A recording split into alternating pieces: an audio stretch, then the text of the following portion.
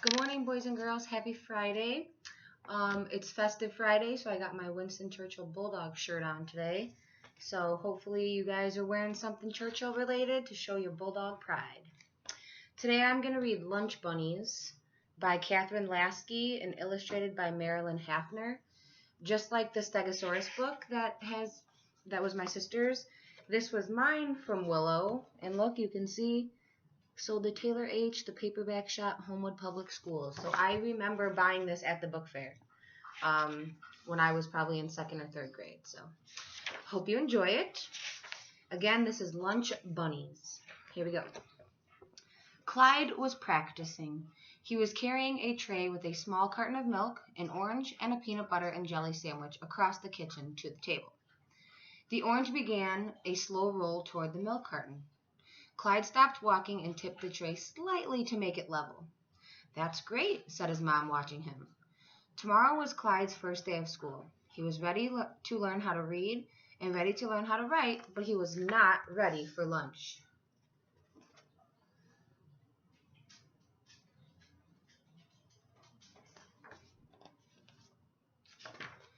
"You better hope they don't have soup," his older brother Jefferson muttered. "They won't have soup on the first day of school," said their mother. "That would be too much for first graders like Clyde." "You never know," Jefferson said. "Oh," gasped Clyde. He could just hear a big wet splat of soup on the cafeteria floor. "Yeah," said Jefferson, as if he were reading Clyde's thoughts. "If the soup spills, the lunch ladies make you clean it up. And you really better hope they don't have mystery goosh."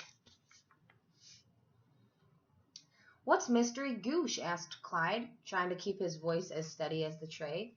"Well," said Jefferson, "you know how you hate food that touches, like when the applesauce slops into the green beans and the beet juice runs into the mashed potatoes and makes them pink?" "Yeah," said Clyde slowly. "Well, that's what mystery goosh is," said Jefferson. "Except at school, the cooks do it on purpose. They goosh up all these foods together, peas, carrots, a little yogurt, and some cottage cheese for good measure. And you have to eat every bite."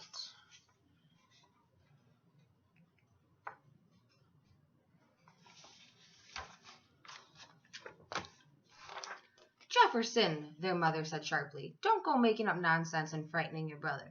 It's not nonsense, Mom. And mystery goosh is frightening. It's yuck." Mystery goosh. Clyde hadn't heard about that, but he had heard about the lunch lady, Gloria and old Mrs. Twig and Frances. They were very large and very bristly. They had scratchy voices and yelled at anyone who didn't finish their lunch or was too noisy. Lunch was beginning to sound horrible. When Clyde went to bed, he said to his mother, "We should have practiced with soup." "Don't worry, you'll do just fine," his mom said. "But what if—" Clyde swallowed hard. "What if what?" his mom asked. "What if no one wants to eat lunch with me?" he whispered.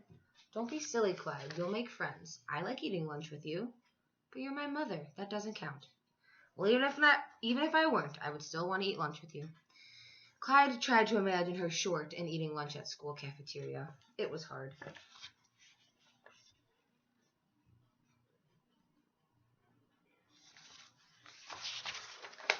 That night, Clyde dreamed about cafeteria lines miles long where you had to carry your tray up hills and over mountains, across rivers, and down through valleys. There were scolding lunch ladies around every bend making you mop up spilled soup, and there was no one to help him. He felt so alone.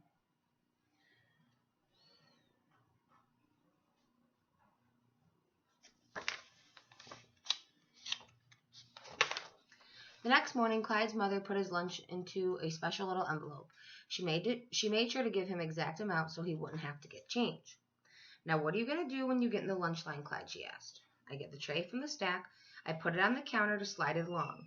I get out my envelope and open it up so the money lady can get it easily." "You won't have time to do all that," Jefferson interrupted. "Everybody's in a hurry. They're not going to want to wait around while old Clyde takes out his envelope, drops a dime or two on the floor."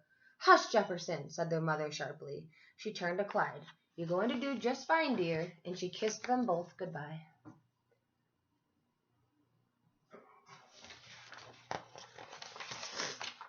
All morning long, Clyde worried. He worried through circle time, through reading, and through art, though he did learn how to read his first word and make a nice picture. Then the teacher announced, Lunchtime. Please have your lunch money ready, and remember, no shoving in line. Shoving? Clyde hadn't heard about this. The thought was just too horrible. Have you heard about Gloria the lunch lady? The little girl next to him said. She yells all the time. That's what my sister told me. No, said another boy, that's Mrs. Twig. She's kind of hard of hearing. She can never hear what you say, and she gets the change mixed up all the time. What's for lunch? Clyde said softly. There was no answer from anyone. Then a very small voice said, I sure hope it's not soup. Or mystery goosh, said Clyde. I wish Jell-O. Clyde decided right then to stand in line next to the girl who wished for Jell-O. Her name was Rosemary. Clyde's class marched single file down the stairs along with the other grades. Everybody looked bigger and more ready for lunch than Clyde would ever be. Clyde suddenly wished he could skip lunch completely. I have a stomachache, he whispered, but nobody heard him.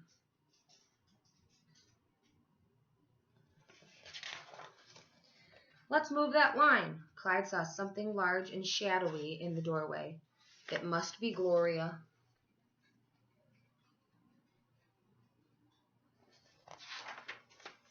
Clyde had a close-up look. Gloria was big and lumpy. She wore a spidery hairnet and had big, tufty eyebrows. Both hands on the tray, she said, turning toward Clyde. Oh, you must be Jefferson's little brother. You look just like him. What's your name? Clyde. What's that? I can't hear you, she said. Her voice was large. Clyde. What? Right here, Sonny. And this time she bent over and pulled him toward her ear.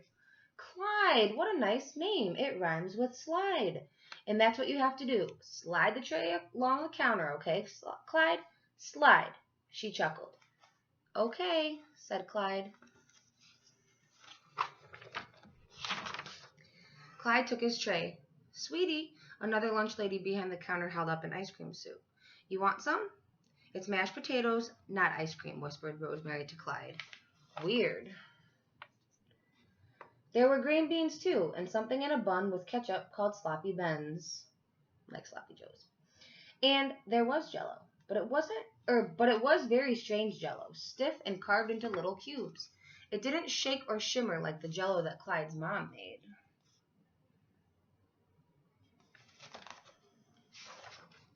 Finally, they came to Mrs. Twig, the money lady. She seemed very old. Clyde was worried. Would she be able to see his money? Rosemary gave old Mrs. Twig her money. She did it perfectly and was now heading toward a lunch table for first and second graders. It was Clyde's turn. I have the exact change, he said in a loud, clear voice. Thank you, Sonny, Mrs. Twig nodded and smiled. Now for the last hard part, to pick up his tray and carry it to the table. He could see Rosemary ahead of him. Oh dear, he thought. There was some spilled juice on the floor and she was heading right for it. Suddenly, he saw her skid. There's the juice. She hung on to the tray. Clyde felt his breath freeze. The dish of Jell-O went flying off. The little ruby red cubes of Jell-O were spinning through the air. They bounced off the floor in boing-boing jumps before they finally stopped.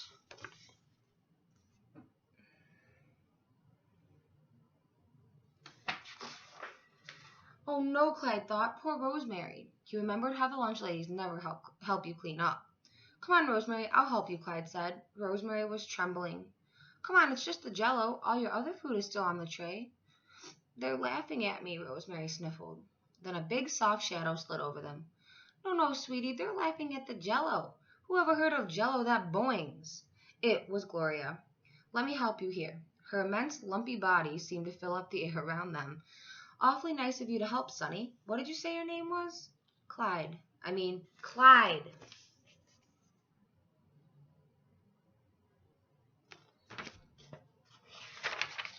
A table of fourth graders started to snicker. Gloria glared.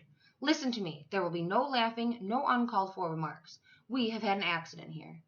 The table fell silent. There wasn't a single snicker or chuckle, not a word. A little second grader climbed down from her chair and began to help. Soon all the Jell-O cubes were picked up. Clyde and Rosemary found their way to their lunch table and sat down. Here's some new Jell-O for you, sweetie, Gloria said. Boing, boing, Jell-O, Rosemary giggled. You wished for Jell-O, Clyde said. Yes, she said quietly. And I wished for a friend too. You did, Clyde said. So did I. And he forgot all about his worries. That night, Clyde helped his mother serve dinner. Why, look at Clyde, said his mother proudly. Watch out for that milk, muttered Jefferson. But Clyde held the tray steady, and the milk did not spill. Not a single drop. The end. Hope you enjoyed it.